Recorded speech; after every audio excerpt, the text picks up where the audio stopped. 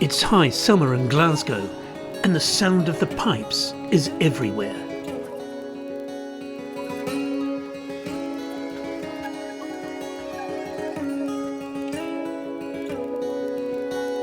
Known for its thriving music scene, Glasgow is also home to the annual World Pipe Band Championships, and this time of year you'd be hard-pressed to find a park or a public space that isn't being used for practice.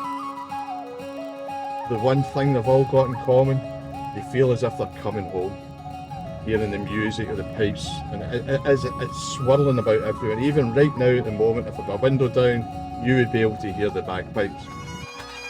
190 bands are taking part in the two-day competition, or to put it another way, some 9,000 pipers and drummers have now descended onto city and suburbs.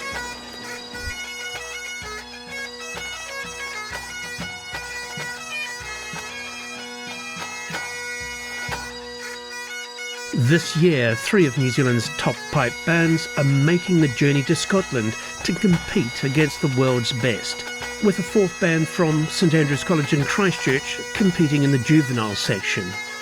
It's a journey that has been years in the making.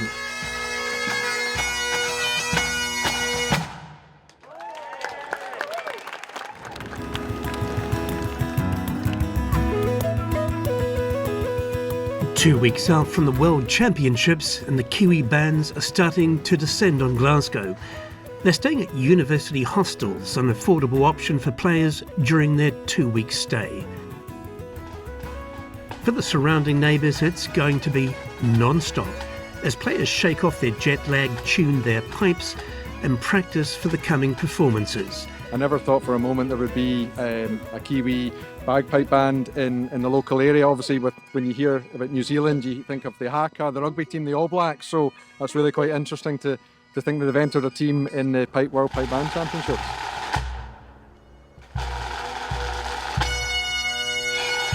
Manawatu Scottish are the first to arrive, and like all of the Kiwi bands, they've been preparing for months.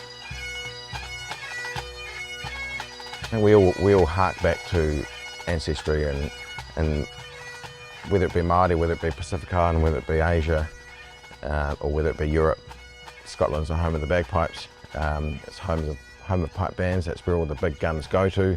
It's always held in Glasgow Green, because we're on the bottom part of the world. They don't all come to us, so we need to go to them.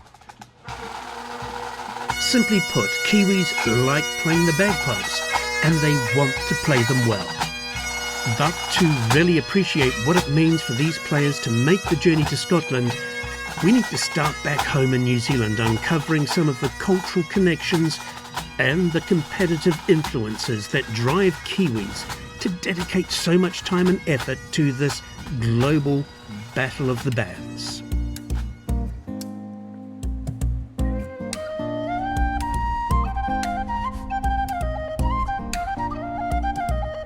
Like the roots of a thistle, Scottish connections run deep in Aotearoa, New Zealand.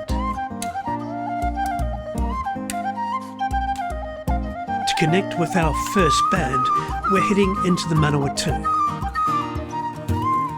Up the road at Turakina, they've been holding their annual Highland Games for more than 150 years.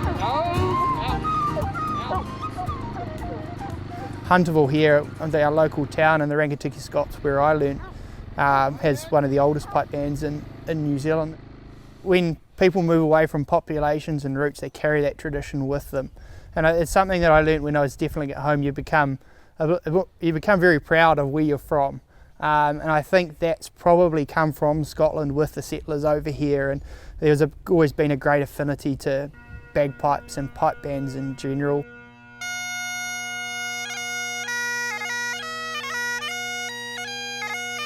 Willie Rowe is a 5th-generation farmer near the Rangitiki River and one of the best solo pipers in the country.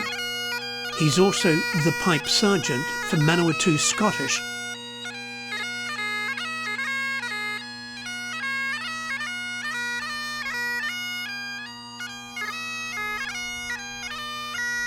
So the band functions in a way that we run separate pods on a weekly basis. So we have a Canterbury pod, a Hamilton pod, Palmerston North pod and a Wellington pod.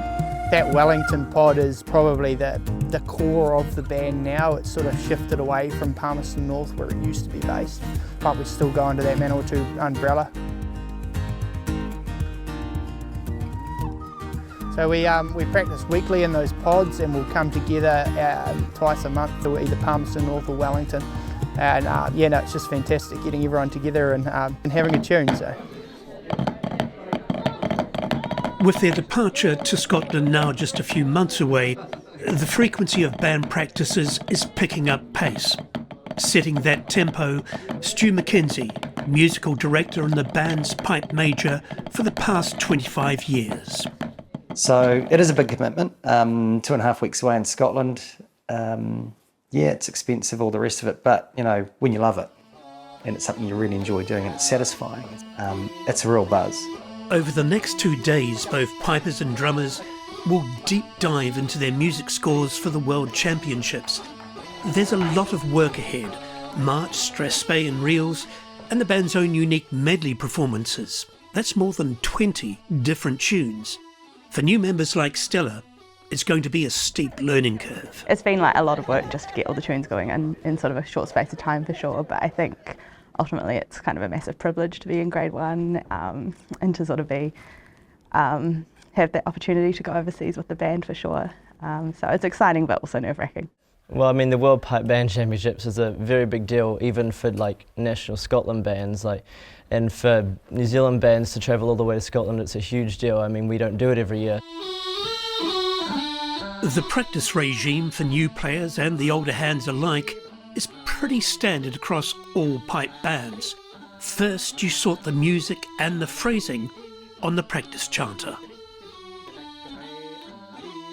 In the chanter room, you were right in there, tapping the chanter and using words. Can you explain what you're doing there? Yes, yeah, a bit of piping, singing, mouth music if you like. So something like this.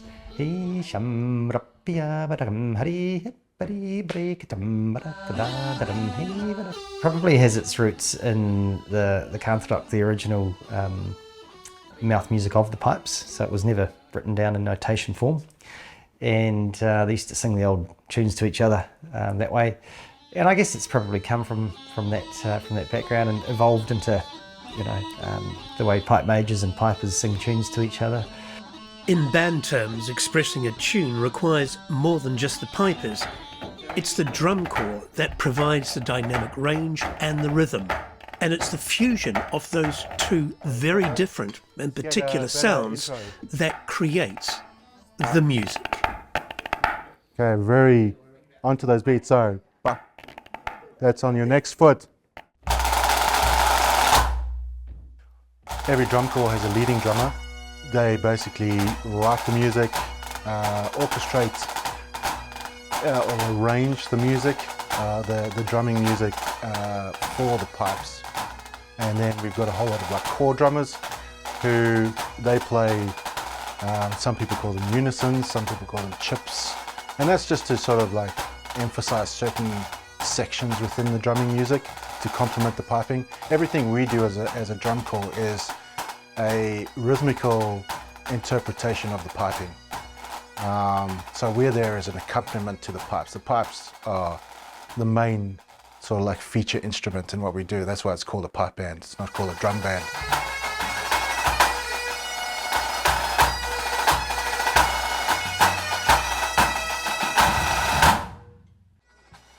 It's been 4 months since the Manawatu Scottish last performed at a major competition, placing second at the New Zealand National Championships in Christchurch. Getting a similar result at the World Championships in Glasgow would be extraordinary.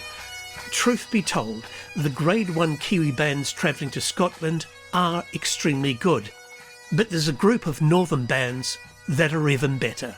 And just breaking into the world's top 10 would be considered a major achievement. On a good day, there's 2 or 3 New Zealand bands that could be in the top 10 in the world. Yeah, I'm sure about that. you know, it's very tight when you get to the top 10 in the world. I think there's absolute, you know, standout bands from UK in particular, but I think the top New Zealand Grade 1 bands are definitely in the mix. They're competitive. Marching on to the circle at Glasgow Green, Auckland and District. For their pipe major, it's a homecoming. He grew up just a few hours north of Glasgow and so has a wee bit of insider knowledge. Oh, I'd like to think so.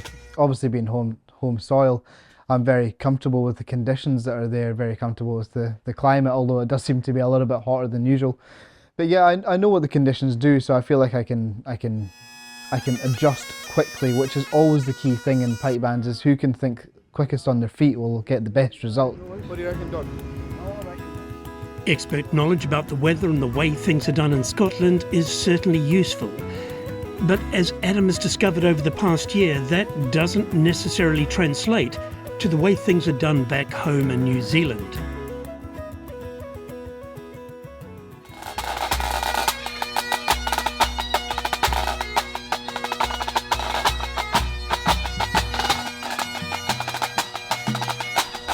There's a lot of pushing and pulling going on through the band there with that march playing. It's not about how good you can play, it's about how well you can play with me. You got to core in with me.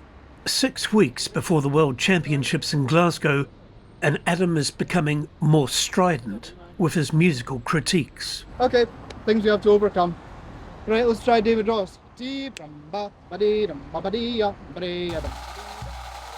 Having played with the top bands in Scotland, Adam knows the effort and the intensity required to be competitive on Glasgow Green, and for Kiwis, the tyranny of distance. It's just such a massive expenditure for the Kiwi bands. It's not viable to travel across there every year, time after time, because it's just too much to ask for people, you know, especially as for the majority of the players, it is a hobby, it's an interest, it's a passion, but it's not necessarily a livelihood. There have been Kiwi bands who have pushed into that sort of top 6 in piping, not necessarily drumming, but again it's been the consistency of getting across there every year which has driven them to success. It could be argued that a band's success, and certainly its longevity, is as much about the band's leadership and culture as it is about the skill and performance of players. In that regard, the City of Auckland has an interesting recipe. Adam the Pipe Major is engaged to Louise, the band's drum sergeant. So having that experience in top grade 1 bands from Scotland, he brings a different perspective on pipe bands. Yeah, you want to shove some more seasoning in it? So there's quite a bit of a culture in New Zealand of, oh, she'll be right, you know, we're quite laid back, and I think that's one of the things that people say is the biggest sticking point for why a New Zealand band is a way off from winning the Worlds, because we are quite laid back. We do love to have a good time, and sometimes it's a bit more of a good time than hard work, but it's what we love and it's what we do.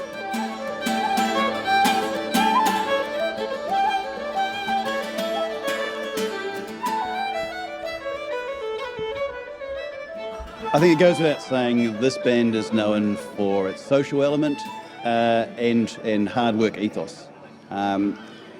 Being successful in grade 1 as a pipe band in Auckland, a multicultural, very large city, easy to be swallowed up, we have to have the glue, and the glue is the social element, the friendships and the mateships, and we believe this is the only place to call home. Yeah, well, it's got to be fun, isn't it? Otherwise, why would you do it? A lot of hard work and stuff like that. So, but if you're having a bit of fun. Did hear you might have a nickname when it comes to putting the law down. Yeah, the boys love it. They call me 3 Foot of Fury, which I think is probably pretty apt. As Louise has already said, I'm small and Scottish. What more do you want to know? I'm not sure how fair that is, but that's what we're going to roll with. The 3 Foot of Fury, that's definitely true though. So Adam came in with very much a, you know, as a Scottish band, hard-working mindset. A few conversations that were had, and that we've had to come to a bit of a compromise within his style of leadership and what the band needs to thrive, and so we've come to a happy medium there where we work hard still to try and, it gives everyone a bit of a kick up the arse, but we also have fun. They give a lot of hours to practice, and we're a family. So like tonight, it's just a case of sit down and have a couple of beers, have a laugh, have something to eat, and just relax and enjoy it. Enjoy the moment, because we're incredibly proud of what the band's achieved in the last 18 months, 2 years. Look, we're on a journey. We've got a lot of young people coming through. We love it. I love it. The Auckland and District Pipe Band shares facilities and space with a local league team at Victoria Park. While players have the run of the sports field, A&D drummers tap away under nearby trees. As the lead, Louise is determined to help the band's younger players make the grade in Glasgow. Biggest thing is I'm trying to get the young people, the people who've never played at Worlds, the people who've maybe never played in Grade 1. Oh, it's their first outing in Grade 1. Let's make it happen. When she was 16, Louise won a drumming scholarship to play for the Simon Fraser University Pipe Band in Canada. Yeah, here's me having an ugly cry after I played my first circle at Worlds ever. It's that kind of international exposure she wants band newcomers to experience at the World Championships. I was given an amazing opportunity when I was young, and so now I want to be able to do the same for other people. I want to be able to support them. Based in Nelson, Matt is one of those players. Louise is tutoring Matt via Zoom to bring him up to speed. This weekend's big practice in Auckland will be vital for Matt and a number of younger players trying to make the grade. I think it's just a confidence thing, because the more I play with the actual drummers in person, I feel like I'm improving with the timing and the tempo. I feel like I'll get to Scotland and I'll feel like I don't know any of my music, but I do. But yeah, I think I'll be very nervous, but mostly excited. Danica is one of a group of young players from Rotorua, all heading to Scotland for the first time with Auckland and Districts. We wanted to progress our abilities, and fortunately the pipe major of this band reached out to us and gave us the opportunity to join. I think it's the competitiveness of pipe bands. There are bands that they're at the same stage as you, but you just really want to, get ahead of them. You want to beat them. So I think that's what draws us all back. So going to Scotland isn't just about competing against the top international bands. There's also intense rivalry between our own local New Zealand bands. Okay folks, thanks very much for your patience. We're ready to go with the next band playing this afternoon. They've come all the way from literally the other side of the world. They've come from Christchurch in New Zealand. Some of them have come direct pretty much from the airport, come off the flight and pretty much come here after travelling for the best part of 2 days. As the current New Zealand champions, the Canterbury Caledonian Pipe Band know that Auckland and Districts and Manawatu would just love to knock them off their pedestal. They're competing in Grade 1 next Saturday at the World Pipe Band Championships, when hopefully they'll all have lost any jet lag that they've got at the moment. Please put your hands together for the Canterbury Caledonian Society Pipe Band. Thank you.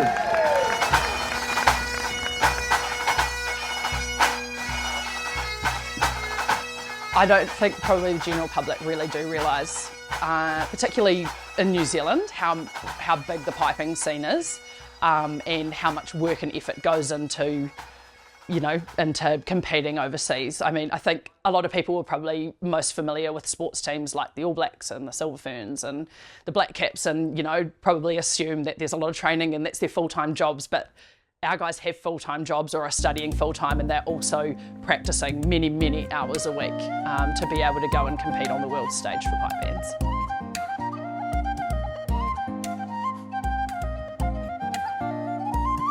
Every weekly practice, every weekend practice, we want to be taking those small steps up.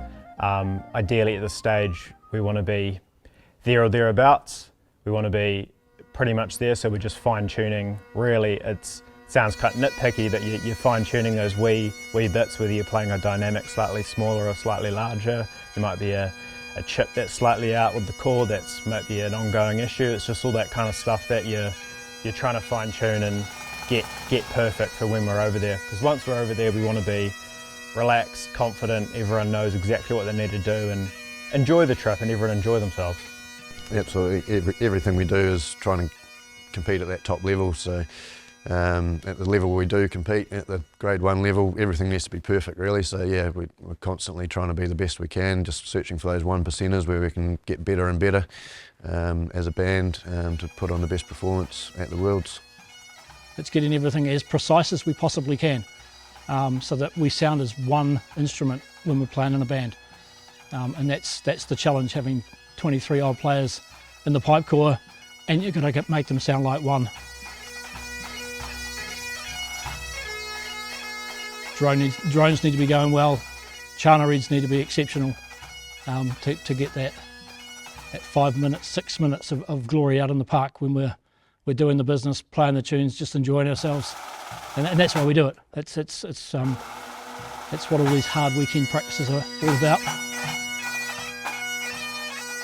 Bagpipe music is really different from an orchestra where they have music sitting in front of them. All of our pieces we've got to learn off by memory. And really the only way we can separate if we're playing two notes the same is the use of grace notes, which is just lifting and lowering the fingers really quickly. And then you've got to get all that in time as well.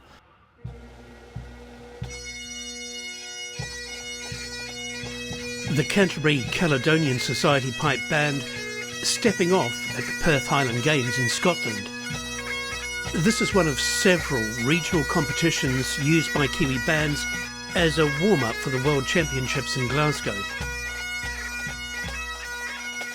After months of practicing indoors during the New Zealand winter, Kiwi bands are about to experience a Scottish summer. For the players, the irony isn't lost. 4 seasons in one day is utterly insufficient when it comes to describing the fickle nature of Scotland's climate. Rain or shine for many of the Kelly players, this trip is going to require some quick kilt changes and careful scheduling. They're not only playing in the Grade 1 finals, they're also tutoring the St Andrews College Pipe Band as they play in their own competition. The staff here at St Andrews College, we're all performers with the Canterbury Caledonian Pipe Band. So that helps massively. We've got all this experience of competing with a Grade 1 band at the highest level, and we take those skills and experiences and pass them on to students. For any pipe band, performance, continuity and improvement means attracting, mentoring and then retaining good players, which is why teaching the pipes to a new generation is so vital for a strong pipe band movement into the future. Stress band reel from the top. For the Canterbury Caledonian Pipe Band, the future is entwined with its collegial connections to the St Andrews College Pipe Band. Many of the Kelly's players are either former students or teachers. The current pipe major, Jamie Hawke, was a pupil, as was his father Richard, who now runs the school's piping program.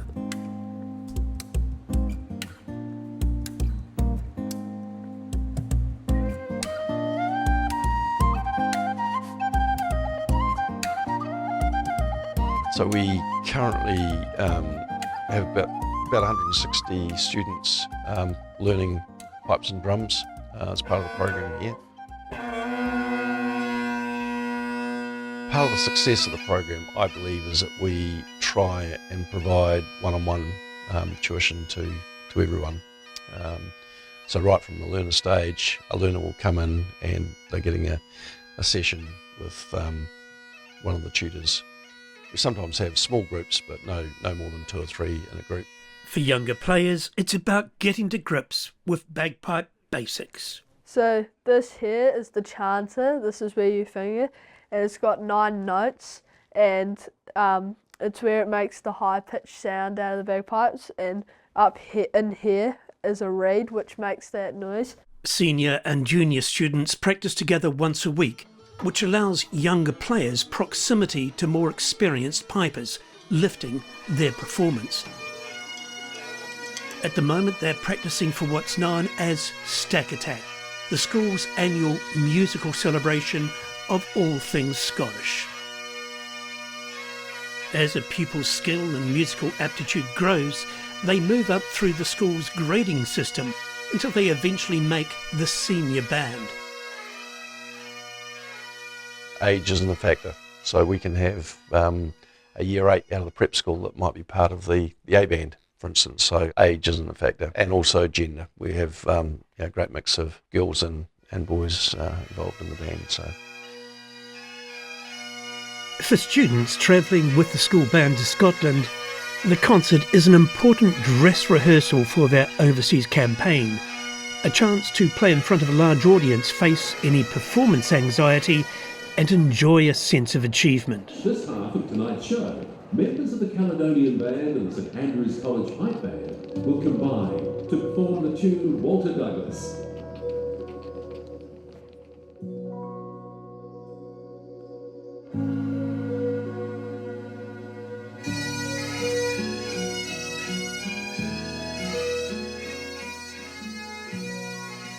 With musical direction and tutoring provided by teachers, a designation of pipe major in a school band is really symbolic. But that doesn't mean there aren't responsibilities and a certain pressure. I see my role as not necessarily a leader, but kind of as a template in a way for how other pipers are meant to play. Because you're up there, everyone's watching your fingers. And so you've got to be perfect, and you've got to focus in really hard and make sure that you're doing the best that you can. And sometimes you don't, you make mistakes, but that's all part of it, I guess, and I'm trying my best. As an experienced pipe major and head of the school's piping program, Richard Hawke's job is to ensure that Toby and the other students learn from the experience of competing in Scotland without being overwhelmed by the occasion. You get to go overseas and compete, in Scotland. As part of a school band, that is absolutely amazing. 32 students is a pretty big group to take away on any trip. Our big goal for the individuals within that group is for them to try and challenge themselves and get them up to the level that requires for us to compete at the top of that juvenile grade in Scotland. So next week on Sunday we're getting on a plane to travel to Scotland, which is very exciting. So we spend 2 weeks over in Scotland, 1 week in Stirling, and we travel to Glasgow on the Monday of the following week. In her final year at St Andrews College, Georgia Eagle is the band's lead side drummer. I've got to roll my kilt so I don't get any crinkles, and I'll just tuck that in there. She's not the only member of her family packing for Scotland. In fact, they're all going. My drumsticks, which I'll make sure they are the same pair. Her younger sister Taylor plays pipes with the college pipe band. Their father Nick is pipe major of the New Zealand Police Pipe Band, while their mother Kim is an around-the-clock organiser within the pipe band community. Getting the money together to travel to Scotland means extra work and some hard saving. It's something special that they will be able to look back and remember forever, that they've competed at this level in a juvenile competition that really no one really gets to do very, rarely over here. Over in Scotland it's common, but here it's to compete at that level is huge. So the cost really is worth it. Taylor is doing her bit to help with some bagpipe busking. So I normally do it like every week-ish, every weekend on a Saturday. It goes quite well, get some good money, which is really good. Pipe bands are often a family affair. While the Eagles are packing in Christchurch, the Eads are preparing with a family get-together in Hamilton. Mel plays the pipes with the Manawatu Scottish. Her daughter Ishbel plays the tenor drum, while her sibling Seamus recently joined as a piper. Their father Brendan is currently the New Zealand solo piping champion, and while he's not playing with the band, he'll be travelling to Scotland as well to help out. And super proud to be able to have all four of us being together in that environment. It's pretty special. I think and that's the wonderful thing about pipe bands. It is intergenerational. You can share these experiences on the park with people who are older and younger than you, but really nice to have that that family connection. It started off easy, you know, when we're all living together. Pipe bands take up a big part of your life, so to be able to, the kids just came with you whether you were, they were involved, so it made it easy, yeah. But it's a nice way for us to keep coming back together, even though we are, well, Ishbel's in Wellington now, and Seamus will be leaving home at some stage, but we always come back to the pipe band. Seamus is in his final year at high school, and fitting practice into a busy life can be a struggle at the best of times. For many years I've just memorised the tune a couple of weeks before the performance, but I've never really learnt it, and after the competition I usually just forget it, but if I learn the tune I can just have it in my back pocket for any occasion, so if I learn the tune it'll be a lot better. While Seamus practices in Hamilton, his sister Ishbel is in Wellington preparing for a university music recital.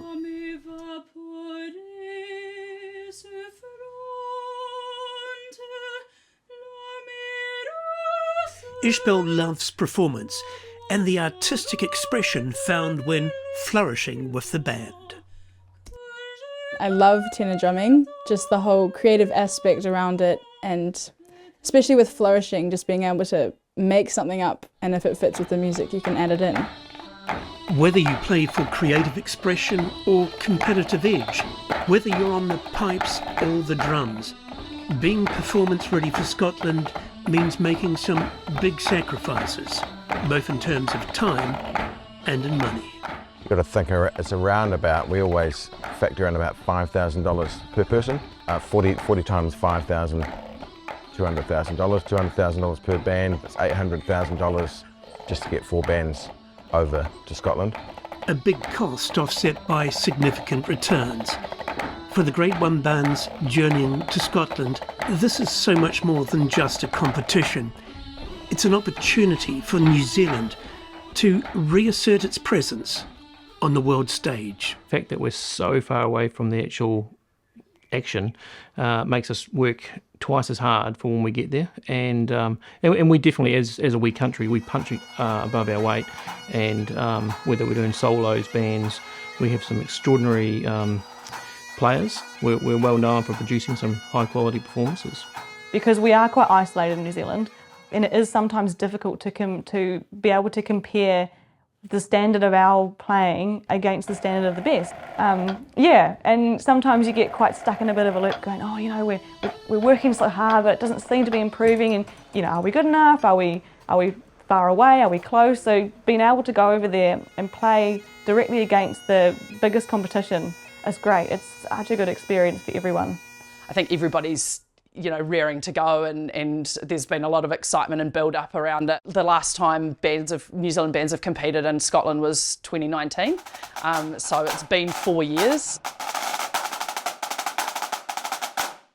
As much as it's about the playing, it's also, there's a lot of logistical things, a lot of tasks that come with getting a pipe band to Scotland. So it's almost like, well, geez, actually we've got to worry about the playing as well, because up till now it's just been a procession of tasks to complete to actually get the band, you know, have enough players, get our equipment there.